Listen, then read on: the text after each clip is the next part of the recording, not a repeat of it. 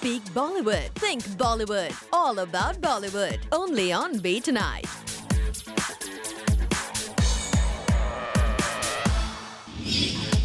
Hello and welcome to your very own Bollywood sizzling hot show, Be Tonight, जो कि है one-stop destination to find out what happened in B-Town in the last 24 hours. तो आइए शुरू करते हैं आज का countdown to find out किसने create किया maximum buzz today. Anushka Sharma की पहली होम प्रोडक्शन NH10 जल्द ही रिलीज होने वाली है और रिसेंटली मुंबई में इस फिल्म का ट्रेलर लॉन्च रखा गया. इस इवेंट पर इस फिल्म की पूरी कास्ट एंड क्रू मौजूद थी. NH10 एक एक्शन पैक्ड फिल्म है जिसमें अनुष्का ने कई डेयर डेविल स्टंट्स परफॉर्म किए हैं. But I really enjoyed it. I thoroughly enjoyed it. It was something new for me to do, and I've always, been very happy doing new things, and that's what excites me. So मेरे को तो बड़ा मजा आया. यहाँ अनुष्का और इस film में उनके को स्टार नील भूपलम ने करंटली चल रही AIB रोस्ट की कंट्रोवर्सी में भी अपना सपोर्ट दिखाया. Our country has so much to offer. There are far greater and more serious issues that are happening around the world, right? Now you're talking about whether this trailer is going to be beeped on YouTube or something. When you start to make something, when a writer writes something, a director wants to, it's art. And I don't know why our country has become so sensitive. As such, it was in good humor according to me. It was just not supposed to be and meant to be taken very seriously. That's the way I look at it. Just like how this is my opinion, someone else is free to have their own opinion, and that's the beauty of living in a democratic setup. Moving on, यहाँ अनुष्का को जब विराट कोहली और team India को world cup के लिए wishes देने के बारे में पूछा गया तो देखिए कैसे ब्लश कर गई Anushka. Do I want to wish Team India? I'll wish them. I have other means of wishing them. Even also. I wish Team India. Okay, would you be going for any of the matches, Anushka? No, because we'll be promoting the film, so I'll be here. If I go, you'll see me there. Well, Anushka, we hope you as well as Team India all the best.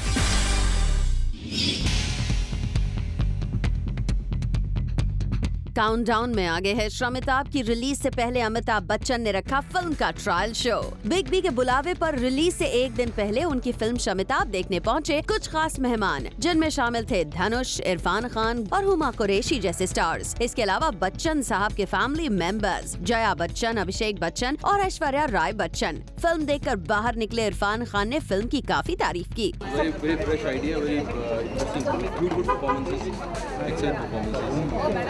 Best all the cast. Fresh faces है जो कि बहुत ही अक्षरा का पहला film है. बहुत अच्छी, बहुत फ्रेश है, बहुत ऑर्गेनिक है, नेचुरल है, बहुत ऑनेस्ट. धनुष के बारे में क्या कहना? Dhanush is mister Bachchan very powerful. Film के प्रोड्यूसर अभिषेक बच्चन इस फिल्म के एक सीन में दिखने वाले हैं, लेकिन ये उनका कैमियो नहीं है. असल में जिस एयरपोर्ट पर फिल्म का एक सीन शूट हुआ है उस एयरपोर्ट से निकलते वक्त अभिषेक का एक शॉट फिल्म में दिखने वाला है. मैं कहीं से लौट रहा था और डैड एयरपोर्ट में ही शूटिंग कर रहे थे, तो बैकग्राउंड पासिंग में शॉट है, it's no cameo.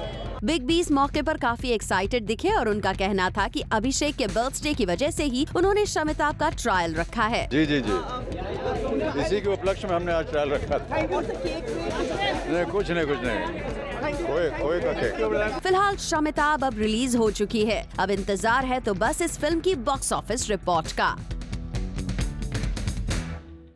Sonam, I want to know which is the best glamorous and stylish unmarried couple in Bollywood according to you? Unmarried? Yeah, who is not married?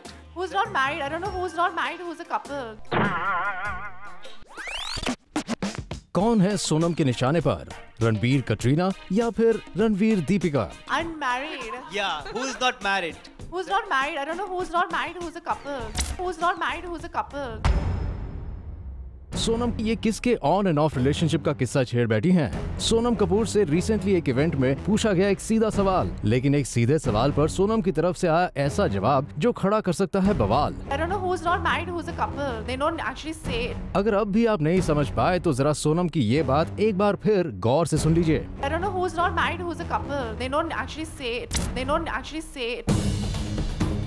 यानी relationship में होने के बाद भी stars बताते नहीं हैं, उनके रिलेशनशिप स्टेटस की बात भी नहीं करते। पर सोनम को क्या ऐसे रिलेशनशिप्स की सच्चाई पता है?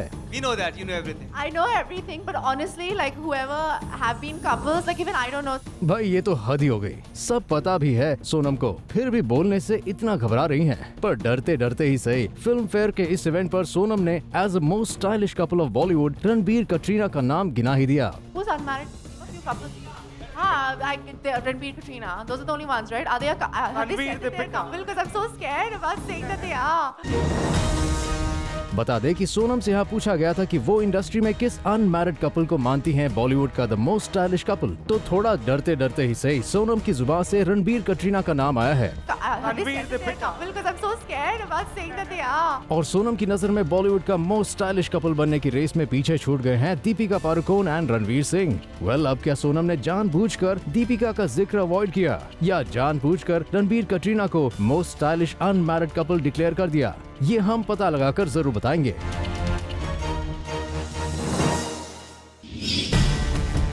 बीट नाइट में आज की शुरुआत किंग खान को मिले डेमोलिशन नोटिस की न्यूज के साथ। शाहरुख खान को अपनी वैनिटी वैन के लिए अपने बंगलो मन्नत की साइड लेन में रैंप बनाना महंगा पड़ गया है। शाहरुख खान ने अपनी वैनिटी वैन को पार्क करने के लिए बीएमसी की रोड पर जो सीमेंटेड रैंप बनवाया था उसे अब तोड़ा जा सकता है। शाहरुख खान के घर के आसपास रहने वाले लोग काफी समय से इस रैंप को तोड़े जाने की मांग कर रहे थे, क्योंकि हर साल सितंबर में जब माउंट मैरी फेयर लगता है उस वक्त वहाँ फेयर में आने जाने वाले लोगों को इस रैंप की वजह से काफी मुश्किलों का सामना करना पड़ता है। इस बारे में कुछ दिनों पहले बांद्रा की एमपी पूनम महाजन ने बीएमसी कमिश्नर को एक लेटर भी लिखा था, जिसके जवाब में बीएमसी ने शाहरुख खान को 7 दिन का नोटिस दे दिया है। इसके बाद उस रैंप को तोड़ दिया जाएगा। सुनने में आया है कि रैंप की कंट्रोवर्सी बड़ी होने के बाद शाहरुख खान ने अपनी वैनिटी को महबूब स्टूडियो में पार्क करना शुरू कर दिया है। फिलहाल देखना यह है कि शाहरुख खान इस नोटिस का क्या जवाब देते हैं।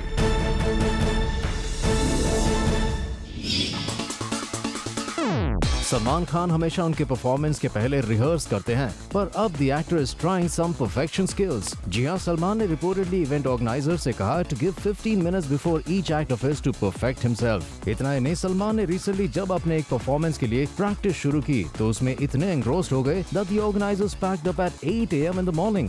जी हां, सलमान बहुत टाइम तक अपने परफॉर्मेंस को परफेक्ट करने में लग गए। बता दें कि ये परफॉर्मेंस शुरू हुआ था 2 बजे और खत्म हुआ सुबह 8 बजे, which is a very long duration. लगता है सलमान धीरे धीरे अपने दोस्त आमिर खान के फुटस्टेप्स फॉलो कर रहे हैं। तभी तो जो एक समय पर अपने परफॉर्मेंस को लेकर इतने केयर फ्री होते थे, आज उसी के लिए रात से दिन तक शूट कर रहे हैं। वेल, सलमान, हम यही कहेंगे कि आप आमिर खान के परफेक्शन को उनके फिल्मों से भी थोड़ा कॉपी कर लीजिए। शायद हमें आपके फिल्म्स में भी वो दिखाई दे जो अब नजर नहीं आता है।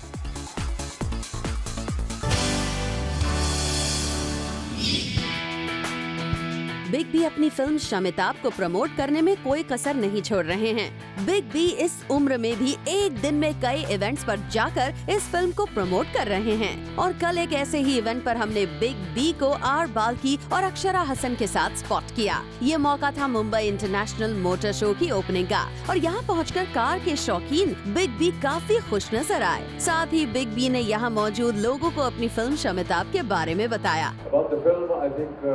Balki has already said enough. It's been a great pleasure always to work with Balki because he brings new ideas, new subjects, and Shamitab is again a very novel subject. Perhaps a subject that has never been seen before on Indian cinema. The plot is very unique and different. It's a plot where there are 2 individuals. Both are talented in their own respect. One is keen to become a star in the film world, but he doesn't have a voice. And the other is the character that I play, who is a very old, frustrated old man, and who has a voice. So Akshara, who plays an assistant director in the film, joins these 2 commodities together. Well, big B ने शमिताब के साथ कुछ नया experiment करने की कोशिश की है। अब देखने वाली बात होगी कि बिग बी के इस नए अवतार को ऑडियंसेस किस तरह एक्सेप्ट करती है।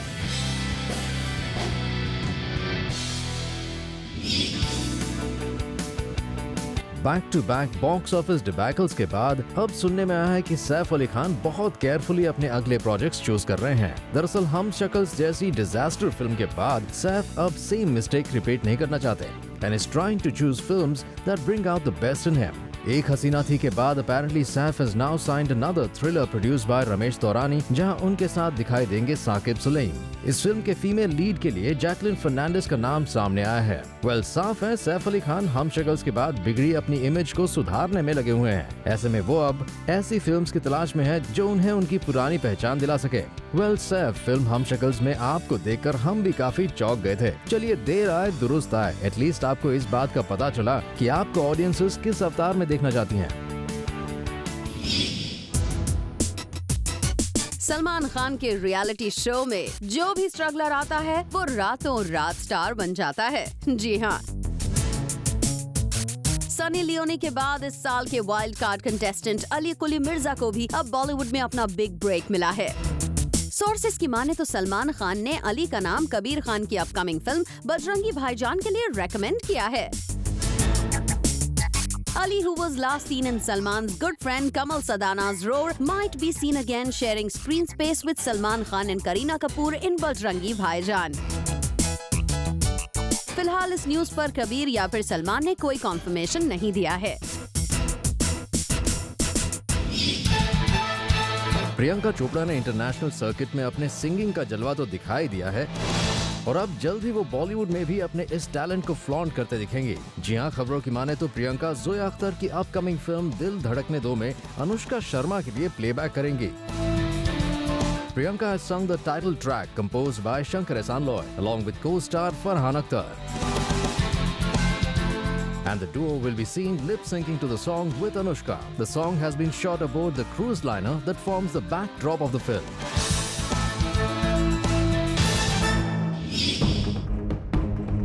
AIB नॉकआउट में शामिल होना अर्जुन कपूर, रणवीर सिंह और बाकी स्टार्स के लिए मुसीबत की वजह बन गया है। पुणे में हुए इस इवेंट में शामिल हुए ज्यादातर स्टार्स के खिलाफ एक FIR दर्ज कर लिया गया है। ऐसे में अब इस इवेंट में शामिल हुए स्टार्स मीडिया की नजरों से बचने की कोशिश कर रहे हैं। दरअसल रिसेंटली अर्जुन कपूर को अपनी सिस्टर सोनम कपूर और भाई मोहित मारवाह के साथ एक इवेंट पर आना था। मीडिया इनवाइट में इस इवेंट के ऑर्गेनाइजर्स ने बड़े बड़े लेटर्स में लिख रखा था कि अर्जुन यहाँ पर आने वाले हैं और तय समय के मुताबिक ये इवेंट शुरू हुआ। इस इवेंट पर सोनम कपूर और मोहित मारवाह नजर भी आए, लेकिन अर्जुन कपूर यहाँ पर नहीं दिखे। पहले तो ऑर्गेनाइजर्स ने कहा कि अर्जुन थोड़ी देर से यहाँ पर पहुँच जाएंगे, लेकिन इवेंट खत्म भी हो गया और अर्जुन यहाँ पर नहीं पहुँचे। फिर जूम ने अर्जुन के इस एब्सेंस का पता लगाने की कोशिश की तो हमें पता चला AIB नॉकआउट की वजह से क्रिटिसिज्म झेल रहे अर्जुन मीडिया के साथ इंटरैक्ट नहीं करना चाहते। यही वजह है कि उन्होंने इस इवेंट को मिस कर दिया। वेल अर्जुन, जब आपको कंट्रोवर्सी का इतना ही डर था तो आपको ऐसे इवेंट में शामिल होने से पहले 10 बार सोचना चाहिए था। अब कंट्रोवर्सी हो ही गई है तो खुलकर इसका सामना कीजिए, क्योंकि इस इवेंट में शामिल हुए कुछ स्टार्स जैसे करण जौहर और आलिया भट्ट खुलकर लोगों के सवालों का जवाब दे रही हैं।